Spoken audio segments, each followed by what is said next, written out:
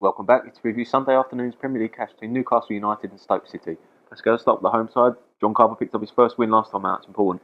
Really was. I mean, obviously they went to Hull, who were struggling so badly themselves, but it was quite an impressive win. Obviously 3-0 on the road. If you win 3-0 away at any team, it's always impressive. But to go to KC, to a struggling team, and dig out a win like that, I don't think they played. I think 3-0 might have flattened Newcastle a little bit. I mean, all three goals. The first one, Cabela, that was a great strike, but all three came from outside the box. And on another day, I think the second and third ones were quite lucky. I mean, Sammy Amiobi, I don't know what he was doing hitting it from 35 yards, but he somehow managed to swerve it in, and it bounced before it even went over the line. I think Alan McGregor will look at that. I think he reacted quite slowly and managed to creep in. I think a lot of other goalkeepers might have saved that one, and the third was a deflection as well from Gouffran. So 3-0, but Carver, like you say, first win, that's huge for him to get that monkey off his back, because there's been a lot of questions about his appointment and whether he was the right man to lead Newcastle. He probably won't keep the job by the end of the season if they manage to get him one of their top targets in the summer, but to get that first win and obviously lift themselves up to 11th in the table, huge boost for them.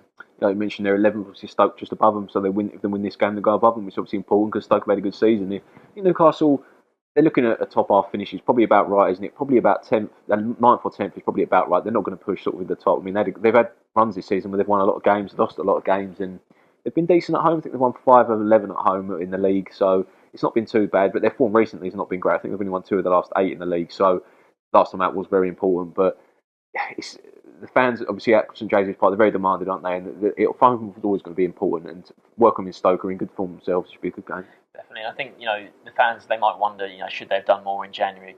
I think they do look pretty safe for a mid-table finish. Obviously, John Carver couldn't do much transfer-wise. I think Sissoko, there's rumours about him going about maybe 20 million if people want to sign him. He is a quality player.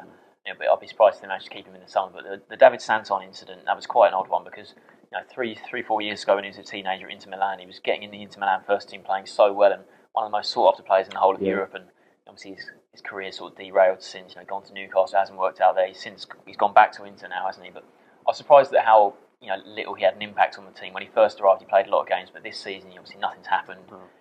Getting behind Paul Dummett in the pecking order at left back, and his girlfriend's come out and said these things, that he's been really badly treated by the club. He wanted to stay in Newcastle, but the club didn't want him to stay. Obviously, I think he's probably on quite high wages given his pedigree in Italy. So they've obviously wanted to get rid of him, but a very odd situation. But I think Newcastle's squad still is quite strong. I don't think it's too bad that they didn't do too much in January.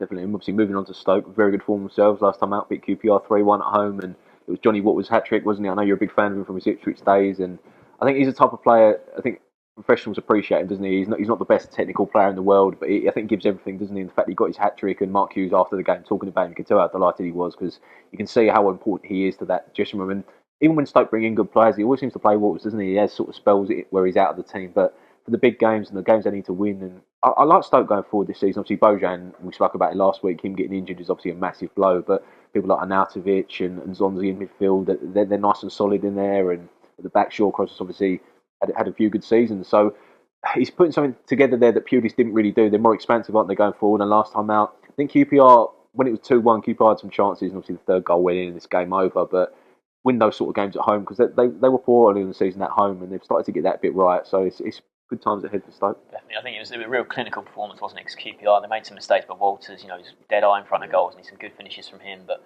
I think Stoke at the moment, they're one of the hottest teams in the country. It's 6 wins out of 8 overall, and up to obviously the top half of the table. They really are impressing at the moment, and you look at, they're in the cup as well. They've drawn Blackburn in the next round of the cup. Blackburn, quite an inconsistent team in the Championship. They fancy themselves winning that, and see a good run in the cup. They look pretty safe from relegation. I think they're 13 points above the bottom 3, so you can't really see them getting dragged down into sort of the bottom 5 and that real scrap down there. I mean, equally, it'd be hard to see them going into the sort of top 7 and pushing maybe for a surprise European spot. But yeah, good season for them, and if they can do a safe mid-table finish and then a good run in the cup, I think on the whole that'd be a really good performance from them this season. So both teams getting this game off the back of good wins last time out, which is a good prediction for this one. Yeah, I think I'm going to back Stoke for this one. Like I said, 6 wins out of 8 in all competitions. They really are flying at the moment and sort of getting contributions from all sorts of players. So I'm going to go for a 3-1 Stoke win. Yeah, I actually agree. I'm just going to go 2-1. I like Stoke at me. I think they're playing well, and Newcastle have been good recently, but at home sometimes had problems, haven't they? So both see Stoke winning this game.